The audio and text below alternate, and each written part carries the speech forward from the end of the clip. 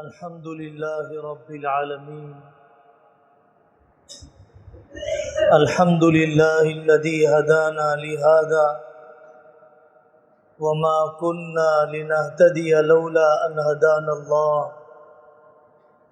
اللهم صل على محمد وعلى آل محمد وبارك وسلم. أما بعد، أعوذ بالله من الشيطان الرجيم. بسم الله الرحمن الرحيم.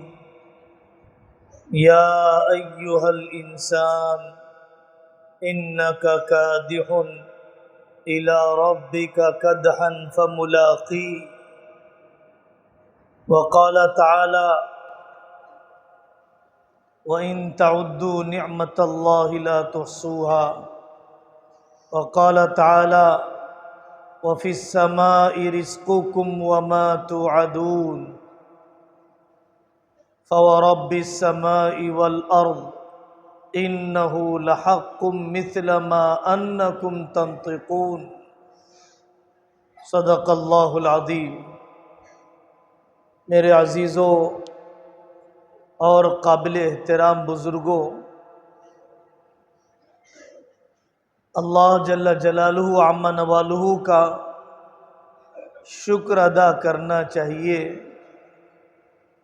کہ اس نے ہمیں بلا استحقاق، ہم میں کوئی کمال نہیں تھا کہ قرآن کے علم کے لیے قبول کر لیا. اب مجھے اور آپ کو ایسے گناہ سے بچنا ہے، ایسی بے اصولی سے بچنا ہے، ایسی ناقدری سے بچنا ہے کہ پھر اللہ تبارک و تعالی ہمیں علم سے محروم نہ کر دے، طبقہ علماء سے نہ نکال دے، اور جو عزت اللہ نے ہمیں بخشی ہے، جو حقیقت میں عزت کہے جانے کے قابل ہے، ایسی عزت سے ہم محروم نہ کر دیے جائیں. اتق المحارم تکن اعبد الناس. اللہ سے ڈرنے والا بن جا، احتیاط کی طبیعت والا بن جا، لحاظ کی زندگی گزارنے والا بن جا، زندگی کے ہر سانس و ہر قدم میں اللہ کا دھیان رکھنے والا بن جا. تکن اعبد الناس، لوگوں میں سب سے بڑا عبادت گزار بن جائے گا. حبیب الرحمن صاحب اعظمی رحمۃ اللہ علیہ کی کتاب ہے اعیان الحجاج. انہوں نے ان سارے واقعات کو نقل کیا، حاجیوں کے اسفار کو نقل کیا. انہوں نے ایک واقعہ نقل کیا. ابو بکر بن عبد الباقی انصاری رحمۃ اللہ علیہ بڑے محدث تھے، اور بہت تنگی کے زمانے میں حج کے لیے حاضری ہوئی. عالم بھی تھے، حج کا موسم بھی ہے، حج کے لیے گئے، حج مکمل کر لیا. گزارا بھی مشکل ہو رہا تھا، کھانے پینے کے پیسے بھی نہیں تھے. سڑک پر ایک قیمتی ہار گرا ہوا دیکھا. ابو بکر بن عبد الباقی انصاری رحمۃ اللہ علیہ محض اللہ کے ڈر سے اس قیمتی ہار کو اٹھایا اور مالک کو تلاش کرنے لگے. کیا آپ اس کے مالک ہیں؟ کیا آپ اس کے مالک ہیں؟ اخیر میں ایک بڑے میاں نظر آئے اور انہوں نے کہا کہ ہاں، ان علامتوں والا میرا ہار گم ہو گیا ہے. حضرت ابو بکر بن عبد الباقی انصاری رحمۃ اللہ علیہ نے وہ ہار انہیں دے دیا، اور دینے کے بعد اپنے سفر پر نکل گئے. پانی کے جہاز کا سفر، ایک علاقے سے دوسرا علاقہ، پانی کا جہاز چٹان سے ٹکرا گیا. اس کے تختے اور لکڑیاں ٹوٹ گئیں اور سمندر کے تھپیڑوں نے انہیں ایک جزیرے میں ڈال دیا۔ اندر سے شیطان اکسا رہا ہے، الشیطان یعدکم الفقر ویأمرکم بالفحشاء۔ وہ ہار رکھ لیتا تو زندگی بن جاتی تھی، اتنی تنگی کو کیوں برداشت کر لیا؟ حضرت ابو بکر بن عبد الباقی انصاری رحمۃ اللہ علیہ فرمانے لگے، تقوی پر اللہ کا وعدہ یقینی ہے، مجھے صبر کے ساتھ تقوی اپنانا ہے۔ انہ من یتقی ویصبر فإن اللہ لا یضیع اجر المحسنین۔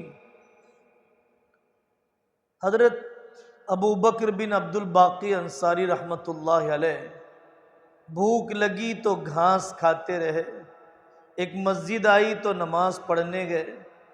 بستی والوں نے کہا پردیسی ہو، نماز پڑھا دیا کرو، تمہیں ہم کھانا دے دیا کریں گے، ایک روزی کا دروازہ۔ اور کچھ دن گزرے تو بستی والوں نے کہا کہ اگر آپ لکھنا جانتے ہیں، ہمارے بچوں کو بستی کے لکھانا اور لکھنا سکھا دیجئے، آپ کو ہم تنخواہ دے دیں گے۔ روزی کا دوسرا دروازہ، روزی کا دوسرا دروازہ۔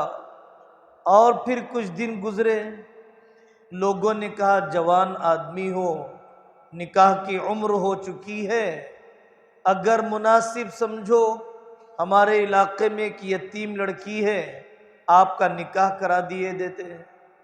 انہوں نے کہا اس سے بہتر کیا بات ہو سکتی ہے۔ انہوں نے تفقد کر لیا، ان کے حالات کے بارے میں، آئندہ کے عزائم کے بارے میں اطمینان کر لیا، نکاح ہو گیا۔ جب وہ اپنی گھر والی سے ملاقات کے لیے تنہائی میں پہلی مرتبہ پہنچے، وہ قیمتی ہار جو انہوں نے سفر حج میں ایک بڑے میاں کو بہت تنگی کے زمانے میں اٹھا کر دیا تھا، وہی قیمتی ہار اپنی بیوی کے گلے میں۔ حیران ہو گئے، آپ کے پاس یہ ہار کیسے آ گیا؟ تو بیوی نے کہا کہ آپ کیسے جانتے ہیں، اسے یہ بتائیے۔ انہوں نے پورا واقعہ سنایا۔ اس لڑکی کے آنکھوں سے آنسو نکلنے لگ گئے اور اس نے کہا وہ میرے والد تھے، وہ میرے ابا جی تھے، جو پوری زندگی سفر حج کے واپسی کے بعد دعا کرتے رہے، اللہم اجمع بینہ و بین ابنتی۔ اے اللہ، وہ کون سا تقوی والا نوجوان تھا، اس کو میری بیٹی کا شوہر بنا دیجئے، اس کو میرے گھر کا داماد بنا دیجئے۔ یہ اللہ تعالیٰ کی کیسی قدرت ہے، غیب کا کیسا نظام ہے، دنیا کے کس کونے سے اللہ نے آپ کو پہنچایا، اور سمندری تھپیڑے، حالات اور زندگی کی ناگواریاں، اللہ تبارک و تعالیٰ نے میرے والد مرحوم کی دعا کو قبول کر لیا۔ تو میرے عزیزو، مجھے اور آپ کو زندگی کے ہر مرحلے میں جو سبق یاد رکھنا ہے، اتق المحارم تکن اعبد الناس، گناہ سے بچنے والا بن جا، سب سے بڑا عبادت گزار بن جائے گا۔ دوسری بات میرے عزیزو، محنت کے بغیر، قربانیوں کے بغیر، تڑپے بغیر، راحتوں کو چھوڑے بغیر، گھر کی دوری اور مہجوری گوارا کیے بغیر کسی کو علم نہیں آیا، کسی نے کوئی کارنامہ انجام نہیں دیا۔ حضرت محدث بقی ابن مخلد رحمۃ اللہ علیہ، امام احمد بن حنبل رحمۃ اللہ علیہ کا زمانہ تھا۔ بقی ابن مخلد رحمۃ اللہ علیہ کو پتہ چلا، وہ گاؤں چھوڑ کر نہیں آتے تھے، ملک چھوڑ کر آتے تھے، ملک چھوڑ کر نہیں آتے تھے، بر اعظم چھوڑ کر آیا کرتے تھے۔ ٹرینوں، پانی کے ہوائی جہاز سے نہیں آیا کرتے تھے، اونٹوں پر سفر کیا کرتے، گھوڑوں پر سفر کیا کرتے۔ کوئی آسرا نہیں ہے، گھر کی پونجی کو لٹا دیا، اپنے گھر کی چھت کی شہتیر کو کبھی بیچ دیا اپنی کتابی ضرورت کو پورا کرنے کے لیے۔ بقی ابن مخلد رحمۃ اللہ علیہ کو پتہ چلا امام احمد بن حنبل بڑے آدمی ہیں اور ان کا علم بہت مانا ہوا ہے، مجھے ان کے پاس جانا ہے۔ علاقوں کا سفر کیا، مسجد میں پہنچے، لوگوں سے کہا میں احمد بن حنبل سے ملنا چاہتا ہوں۔ یہ وہ دور تھا جس دور میں امام احمد بن حنبل سے ملاقات پر پابندی وقت کی حکومت نے طے کر دیا تھا۔ ان کو اذیت پہنچانا، آواز دبانا، ان کی بے تاج بادشاہت کو باقی نہ رہنے دینا۔ لوگوں نے کہا چپ ہو جا، چپ ہو جا، احمد بن حنبل کا نام لے گا تجھے بھی پولیس لے کر جائے گی۔ ایک آدمی نے کنارے لیا اور یہ کہا کہ میں تمہیں انجانے انداز میں امام احمد بن حنبل کا دروازہ بتا دیتا ہوں، جب میں دروازے کے سامنے سے گزروں، خاص اشارہ کر دوں تو یہ سمجھ لینا کہ احمد بن حنبل کا مکان ہے۔ مکان کا پتہ تو چل گیا، ملاقات کیسے کی جائے؟ ملاقات تو کر لی جائے گی، حضرت امام صاحب رحمۃ اللہ علیہ پر قافیہ تنگ ہو جائے گا اور مصیبت میں پڑ جائیں گے۔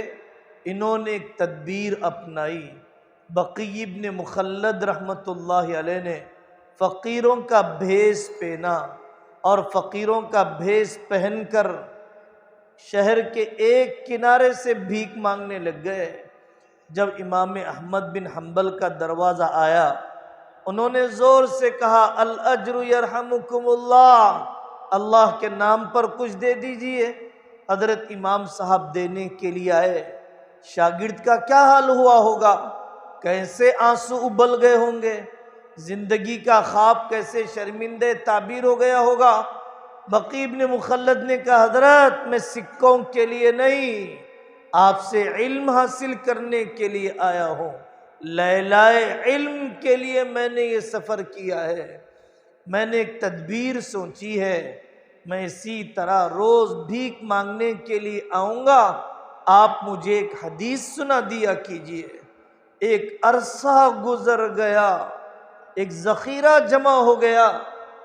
کہنے کو تو بہت آسان ہے اس قصے کا سنانا، ہم سے معمولی بخار، ہم سے معمولی بارشیں، معمولی گرمیاں اور خاندان کے جنازے اور شادی کی رسمیں چھوڑی نہیں جاتی ہیں۔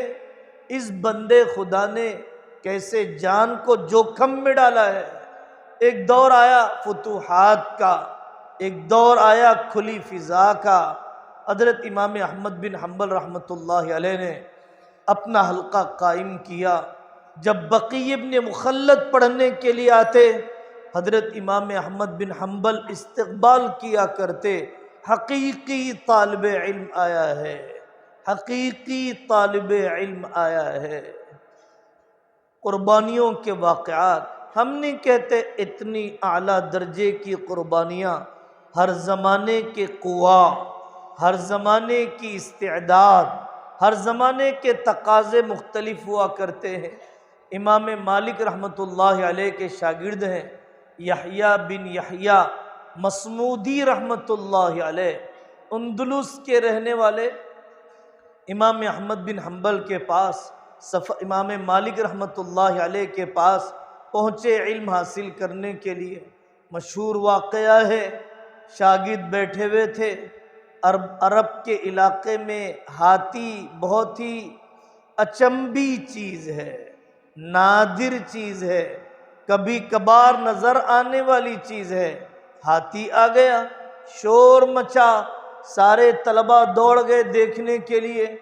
یحییٰ بن یحییٰ مصمودی رحمۃ اللہ علیہ بیٹھے رہے استاد محترم کے پاس۔ امام مالک نے فرمایا یحییٰ، سارے طلبہ اونٹ دیکھنے، ہاتھی دیکھنے کے لیے چلے گئے، جاؤ تم بھی ہاتھی دیکھ لو۔ یحییٰ بن یحییٰ مصمودی نے کہا میں نے اپنا ملک، میں نے اپنے ماں باپ، میں نے اپنی مرغوبات و مالوفات، مفہوم یہی تھا، یہی درد تھا، میں نے چھوڑا آپ کو دیکھنے کے لیے، کسی حیوان کو، کسی ہاتھی کو دیکھنے کے لیے میں نے نہیں چھوڑا ہے۔ استاد محترم کی دل سے بھی کیا دعائیں نکلی ہوں گی۔ میرے عزیزو، تقویٰ اور دوسرے نمبر پر قربانیاں، اپنے مقصد کی یکسوئی۔ اگر ہمارا دل فون میں اٹکا رہا، بڑے فون کے استعمال میں، جس نے ہم میں سے 99% لوگوں کو سوائے ان کی جوانی تباہ کرنے، ان کی صحت کو نقصان پہنچانے، ان کی بینائی کو کمزور کرنے، ان کو کتابی مطالعے سے دور کرنے، ان کی اپنی صلاحیتوں کو بے اثر کرنے کے سوا فون نے کچھ نہیں دیا ہے۔ وہ بہت کم لوگ ہیں جو فون کے ذریعے سے نئی کتابیں، نئے تحقیقات، نئے رسائل، نئے مجلات، نئے مضامین، نئے کتب خانے، اکابر کی مجالس، ان مضامین کا لکھنا، اپنے مضامین کی اشاعت، تحقیق و تخریج، یہ سب کام کرنے والے بہت کم ہیں، ڈسے ہوئے زیادہ ہیں، فون کے ذریعے سے مرے ہوئے زیادہ ہیں۔ اپنے مقصد کی لگن، اپنے مقصد کا ذہن و دماغ پر غالب ہو جانا، یہ بہت زیادہ ضروری ہے۔ تیسری بات میرے عزیزو، گناہ سے بچنا۔ حضرت حکیم الامت رحمت اللہ علیہ، حضرت حکیم الامت رحمت اللہ علیہ نے مثال دے کر سمجھایا، جیسے کھجلی والے کو کھجانے میں مزہ آتا ہے، لیکن انتہا زخم گہرا ہو گیا، خون نکلنے لگ گیا، اسی طریقے سے گناہ کرنے میں وقتی طور پر مزہ آتا ہے، لیکن نتیجہ اور انتہا آدمی گناہ کی لت میں مر جاتا ہے۔ تنہائی کا گناہ، تنہائی کا گناہ، تنہائی کا گناہ۔ حضرت ابن عباس فرماتے ہیں جب کوئی بندہ تنہائی میں گناہ کرے اور وہ ڈر رہا ہو کہ کہیں پردہ نہ اڑ جائے، وہ ڈر رہا ہو کہ کوئی اور نہ دیکھ لے، اس نے اس تنہائی کے گناہ سے بڑا گناہ یہ کیا کہ اللہ کے غیر سے کیوں ڈرا، اللہ کے غیر سے کیوں ڈرا، اللہ کے غیر سے کیوں ڈرا۔ تنہائی کا گناہ، میں اور آپ اتنی زبردست آزمائش سے گزر رہے ہیں۔ حضرت شیخ عبد الوہاب شعرانی رحمت اللہ علیہ فرماتے ہیں جب کوئی بندہ تنہائی میں گناہ کرتا ہے، اللہ نے مجھے الہام فرمایا، اللہ فرماتے ہیں میرے بندے، اگر کوئی نوکرانی دیکھ لیتی، اگر کوئی چھوٹا بیٹا دیکھ لیتا، اگر کوئی کم حیثیت کا آدمی دیکھ لیتا تو تم نے یہ گناہ نہ کیا ہوتا۔ کیا سارے دیکھنے والوں میں ہی ہلکا رہ گیا کہ میرے دیکھنے کا تجھے یقین ہے، پھر بھی تو گناہ پر جرأت کرتا ہے۔ اللہ فرماتے ہیں اگر تجھے یقین ہے، الم یعلم بان اللہ یرا، اگر اس آیت پر یقین ہے کہ اللہ دیکھ رہے ہیں، واہ رے تیری جرأت، واہ رے تیری دلیری۔ اور اگر تجھے اس آیت پر یقین ہی نہیں ہے تو سوچ لے کہ قرآن کی ایک آیت پر ایمان نہیں ہے۔ تو میرے عزیزو، ہم سب کو ضرورت ہے گناہ سے بچ جائیں گے، محرمات سے بچ جائیں گے، فضولیات سے بچ جائیں گے، اسراف کا گناہ، آنکھ کا گناہ، کان کا گناہ، زبان کا گناہ، جوانی کے گناہ، حرام مال کا گناہ، تو پھر اللہ تبارک و تعالی واقعی اسے فرقان دے دیتے ہیں، واقعی حق کا پیمانہ دے دیتے ہیں، واقعی تقوی کا نور دے دیتے ہیں، واقعی اپنی مددیں اتار دیتے ہیں۔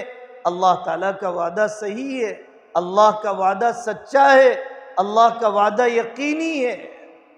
چوتھی بات میرے عزیزو، پورے عالم کے اندر اور آپ کے ملک میں بطور خاص، آپ کے ملک میں بطور خاص وہ کام کرنے کی ضرورت ہے، اس مثال کو اپنانے کی ضرورت ہے جو حضرت یوسف علیہ السلام نے انقلاب برپا کرنے کے لیے مرحلہ وار کام کیا ہے۔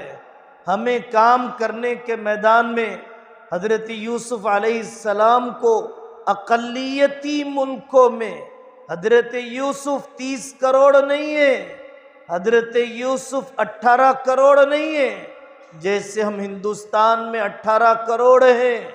حضرت یوسف علیہ السلام تنہا ہیں۔ حضرت یوسف علیہ السلام نے کنویں میں ڈالے جانے کو گوارا کیا، بازار میں بیچے جانے پر صبر کیا، زلیخا کے گناہ کی دعوت پر بچے رہے۔ حضرت یوسف علیہ السلام نے بے داغ زندگی، آپ کو حافظ بننا ہے، آپ کو عالم بننا ہے، حضرت یوسف کی طرح استغنا والی، حضرت یوسف کی طرح بے داغ نامحرموں سے تعلق اپنے آپ کو بچاتے ہوئے زلیخا علیہ السلام کی سہیلیوں نے کہا ما علمنا علیہ من سوء۔ یوسف کی زندگی کھلی کتاب کی طرح، یوسف کی زندگی بے داغ۔ حضرت یوسف علیہ السلام نے کنویں میں ڈالے جانے کے بعد، جیل میں ڈالے جانے کے بعد، جب بادشاہ وقت نے انہیں بلایا، حضرت یوسف نے اپنی براءت ظاہر کیے بغیر باہر نکلنا گوارا نہیں کیا۔ ما بال النسوة اللاتی قطعن ایدیہن، ان عورتوں سے پہلے میرا معاملہ صاف کیجئے، مجھے ڈالا کیوں گیا تھا؟ حضرت یوسف علیہ السلام، ایک الیکشن میں ملک نہیں بدلے گا، نہیں بدلے گا، نہیں بدلے گا، 1 سال میں نہیں بدلے گا، 5 سال میں نہیں بدلے گا، 10 سال میں نہیں بدلے گا۔ قوموں کے بدلنے کے لیے، ملکوں کے بدلنے کے لیے 100-200 سال کی عمر بہت تھوڑی ہوا کرتی ہے۔ کئی نسلیں جھونک دی جاتی ہیں۔ ساؤتھ افریقہ کو منڈیلا نے فتح کیا، 29 سال کی جیل کے بعد اس ملک سے انگریز نکالے گئے، 200 سال کی جنگ کے بعد حضرت یوسف علیہ السلام جیسی روحانیت، حضرت یوسف علیہ السلام جیسی منصوبہ بندی ہمیں مفتیان کرام چاہیے، حفاظ کرام چاہیے، جید علماء چاہیے، ہمیں قاضی چاہیے، ماہرین معیشت چاہیے، اچھے اسکول قائم کرنے والے چاہیے، ماہرین سماجیات چاہیے، ماہرین سیاسیات چاہیے۔ حضرت یوسف علیہ السلام نے جب ملک کے اندر بارش خوب ہونے والی تھی 7 سال، اور 7 سال خوب قحط آنے والا تھا، تنگی آنے والی تھی، خوب گرمی چلنے والی تھی، حضرت یوسف علیہ السلام نے اپنی صلاحیت کو پیش کیا۔ لوگ پوچھتے ہیں خلیفہ مہدی کب آئیں گے؟ 2024 میں آ جائیں گے، 25 میں آ جائیں گے۔ حضرات صحابہ کو یہ غم نہیں اٹھا، غم یہ ہونا چاہیے کہ میرا عمل مجھے دجالیوں کے صف میں کھڑا کرے گا، یا میری تنہائیاں خلیفہ مہدی کی جماعت میں مجھے شریک کروائے گی۔ حضرت یوسف علیہ السلام نے پورے غذائی شعبے کو سنبھالا، فوڈ ڈسٹریبیوشن کو سنبھالا، تقسیم غذا کے شعبے کو سنبھالا۔ 7 سال تک پورے ایگریکلچر، پورے زراعتی نظام اور پورے غلہ بونے کے سلیقے، اس زمانے کی نئی ٹیکنالوجی، اور اس زمانے میں بھی مورتی پوجا، مصری کی تہذیب، مصری مورتی پوجا والی، بت پرستی والی، حضرت یوسف علیہ السلام نے دوسرا عمل امانت داری کے ساتھ غذا کا تقسیم ہونا، پورے ملک میں کوئی بھوکا نہیں رہے گا، کوئی رشوت نہیں لی جائے گی، کوئی دھاندلیاں نہیں ہوگی، کوئی بدعنوانی نہیں ہوگی۔ اتنی غذا کی فراوانی، آس پاس کے لوگ وہاں پر غلہ لینے کے لیے آ گئے۔ حضرت یوسف علیہ السلام زیر زمین خاموشی کے ساتھ غیر مسلموں کو اسلام میں داخل کرتے رہے، قید خانے میں آنے والے لوگوں کو متعارف کرتے رہے۔ ان حالات میں تڑپنے والے دل چاہیے، ان حالات میں وسیع میدانوں میں اترنے والی صلاحیتیں چاہیے۔ جمود کو ختم کیجئے، تعطل کو ختم کیجئے، بے حسی کو ختم کیجئے۔ کام کے نئے میدان دو دینے والی قوم ہے۔ اما الزبد فیذهب جفاء واما ما ينفع الناس فيمكث في الارض۔ اگر اس ملک میں رہنا ہے، زمین پر رہنا ہے، باعزت طریقے سے رہنا ہے، سر اونچا کر کے رہنا ہے، اپنی نسلوں کو اسلام پر جمانا ہے، تو پھر میرے عزیزو اعلیٰ صلاحیتوں کی ضرورت ہے، اونچی قابلیت کی ضرورت ہے، متعدد زبانوں میں واقفیت کی ضرورت ہے، انقلابی جذبات کی ضرورت ہے، دعوت کی حکمت عملی کی ضرورت ہے۔ حضرت یوسف علیہ السلام نے پہلے دن بادشاہ کو دعوت نہیں دی، جب یہ سب کارنامے انجام دے دیے، قحط ختم ہو گیا، عوام دعائیں دینے لگی، حضرت یوسف علیہ السلام نے تب اسلام پیش کیا۔ بادشاہ نے قبول کیا، کہا میں اپنے وزیروں کو بھی اسلام بتا دوں۔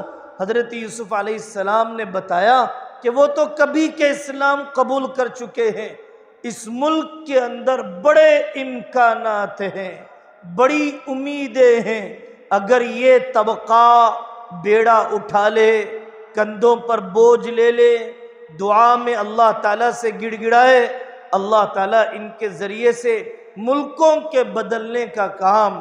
اور پھر کتنے کالج میں پڑھنے والے ہیں جو رال ٹپکاتے ہیں، کاش ہم مدرسے میں پڑھتے، کاش ہمیں داڑھی رکھنے کی اجازت ملتی، کاش کرتا پیجامہ پہننے کا موقع ملتا، صلحاء کی صحبت ملتی، اور اللہ نہ کرے ہم ان بد نصیبوں میں سے رہے کہ جو مدرسوں میں پڑھتے ہیں، کالج پر رال ٹپکاتے ہیں۔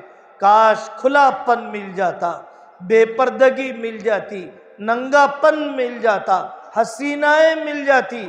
آدمی اپنے جسم کے قبلے پر نہیں مرے گا، آدمی اپنے جذبات کے قبلے پر مرے گا، آدمی اپنے نماز کے قبلے پر نہیں مرے گا، آدمی اپنے تنہائیوں کے قبلے پر مرے گا۔ آدمی کی اصل تصویر منبر و محراب پر نہیں، اس کی اصل تصویر تنہائیوں میں ہوتی ہے، غصے کے عالم میں ہوتی ہے، اختلاف کے موقع پر ہوتی ہے۔ منزل کیا ہے؟ ایمان پر خاتمہ۔ منزل کیا ہے؟ اللہ کا راضی ہو جانا۔ حضرت یوسف علیہ السلام سب کچھ مل گیا، معجزانہ دعوتی اسلوب، بھائیوں سے ملاقات، والدین سے یکجائی، اور بادشاہت، اتنی بڑی مصری تہذیب کی، سب کچھ مل گیا۔ آخری تمنا فاطر السماوات والارض انت ولی فی الدنیا والآخرہ توفنی مسلما والحقنی بالصالحین۔ اے اللہ، مجھے آپ سے کوئی آخری توقع اور امید نہیں، دعا نہیں، سوائے اس کے کہ آپ مجھے ایمان کی حالت میں موت دیجئے اور ایمان والوں صلحاء کے ساتھ قیامت کے دن میرا حشر فرمائیے۔ حسن خاتمہ کا غم، قبولیت کا غم عجب پیدا ہونے نہیں دے گا، تکبر پیدا ہونے نہیں دے گا، بے لگام ہونے نہیں دے گا۔ مقبول کی علامت یہ ہے کہ خدمات کے بعد تواضع پیدا ہو جائے۔ انما یتقبل اللہ من المتقین۔ اللہ تبارک و تعالی ہم سب سے وہ کام لے لے جو اللہ کے یہاں پسندیدہ ہو۔ ہم میں سے ہر آنے والے کو اللہ تعالیٰ علم نافع کی دولت عطا فرمائے، اس کی نسلوں کو آباد فرمائے، خاندان کو معاون بنائے، آپ جہاں جائیں وہاں پر قلوب کو مسخر فرما دیں، وہاں پر مخلص افراد کو مہیا فرما دیں۔ آپ جن بستیوں سے گزریں اللہ تعالیٰ آپ کو رونق درس عطا فرمائے، رونق مجلس عطا فرمائے، مؤثر زبان عطا فرمائے، تقوی طہارت کی زندگی عطا فرمائے۔ وآخر دعوانا ان الحمدللہ رب العالمین۔